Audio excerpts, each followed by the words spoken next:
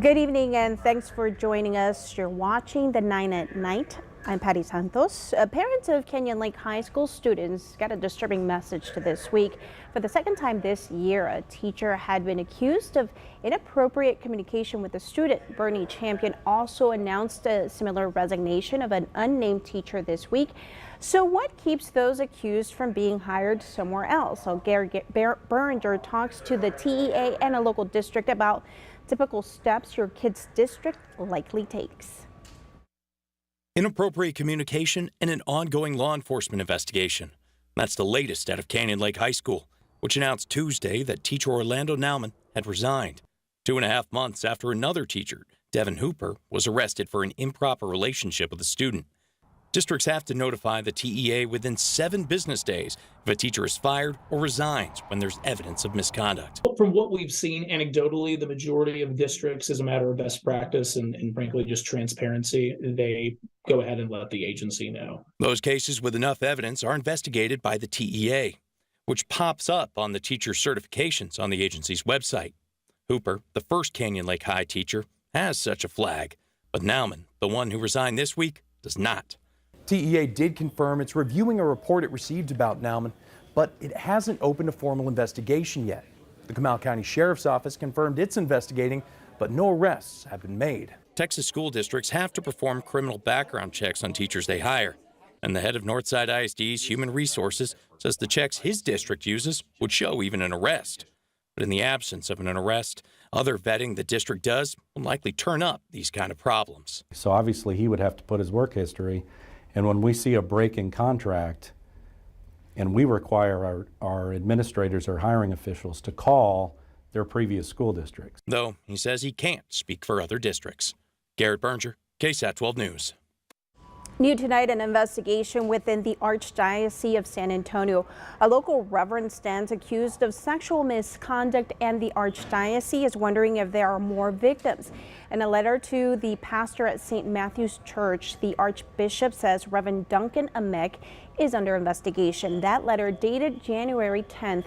In it, Amek is accused of sexual misconduct against a woman and financial misconduct. The Archdiocese offers a number to call, which is a third-party Archdiocesan misconduct hotline. That number on your screen, it's 844-709-1169. Tonight, San Antonio police are looking for the person who shot a driver and took off. It's an update to a story we first told you about at 6 o'clock. This was the scene near 410 and Somerset Road where that driver crashed into a pole. That's on the city's southwest side.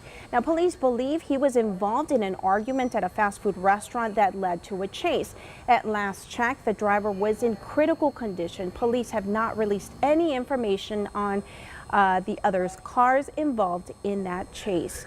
A man is in the hospital after he was hit by a driver this afternoon. Now the San Antonio Police Department is trying to figure out if the driver was drunk.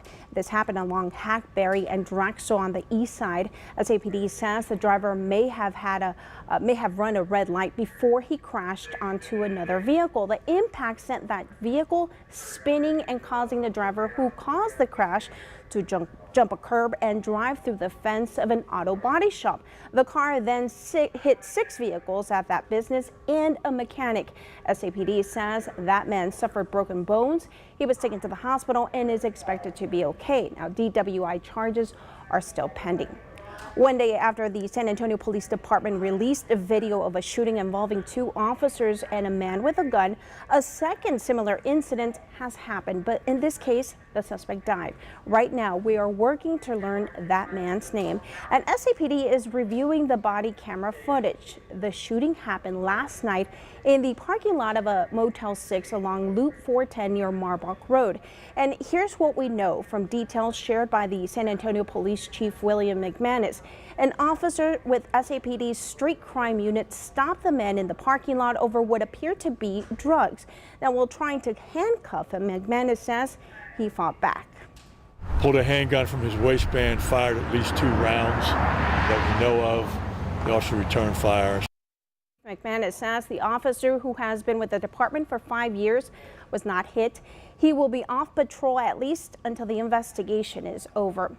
A shovel, torn up receipts and gas cans hidden up in trash bags. Just some of what was found inside Andre McDonald's home after the first initial search was done.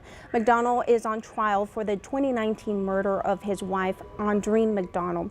Erica Hernandez has more on those additional searches and how the victim's remains were found. What did you discover? Clothing, a hammer, a flashlight, papers. I believe there were shoes in there too.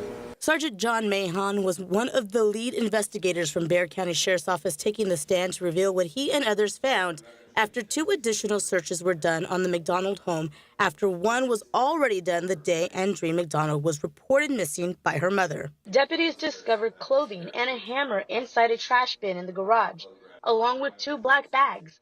Inside the bags were gas cans that McDonald was allegedly seen purchasing at a hardware store. Inside the house, a torn-up Lowe's receipt was found, as well as a pair of dirty jeans and a sweater. Did you know anything on that sweater? Again, vegetation or organic material.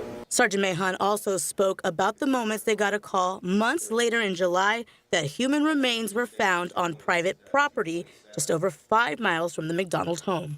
Remains were found mixed amongst some animal remains on a field at 680 Speck Road. Andreen's remains were found in a brushy area with high, thick grass. Sergeant Mahon says a wig believed to be hers and a cross tattoo were visible on her remains.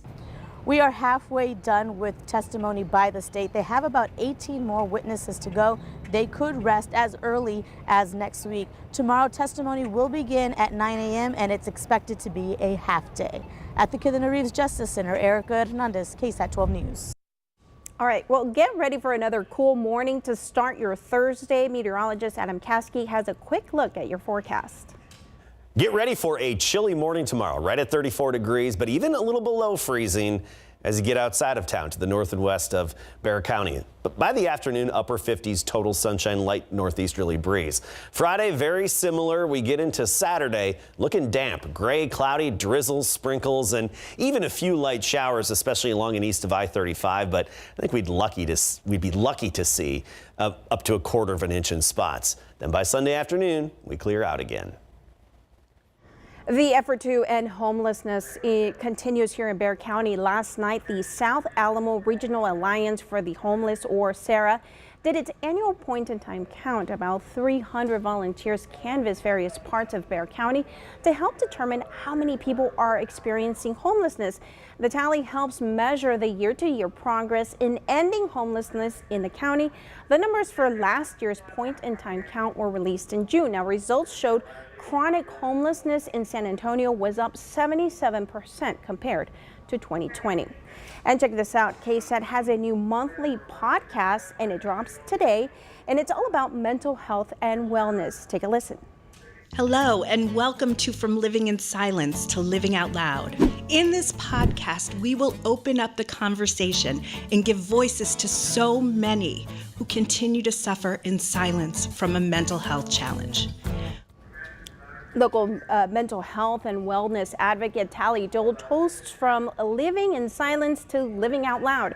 You can find it on KSAT's YouTube channel or scan the QR code on your screen to watch it right now. You'll also be directed to other mental health resources on our website. Well, coming up on the Night Beat, an uncomfortable situation for a pair of park visitors. The lewd behavior they say they witnessed and why they believe this may not be the first time it's happened. Plus, a homeowner's frustration over 3 years of damage. And now she says Saws is to blame. And the claim she is making and how the utility is responding tonight on the Night Beat. And before we go, some very big news involving some very small Texans. Doctors in Fort Worth say they were successfully able to separate a pair of conjoined twins. Jamie Lynn and Amy Lynn Finley were nearly 4 months old. They shared a liver, but as of Monday afternoon, they are recovering in the NICU at Cook's Children's Hospital. Doctors say they have a long road ahead for them, but they are very optimistic for their recovery. And we're out of time. The 9 at Night returns tomorrow. Have a great night.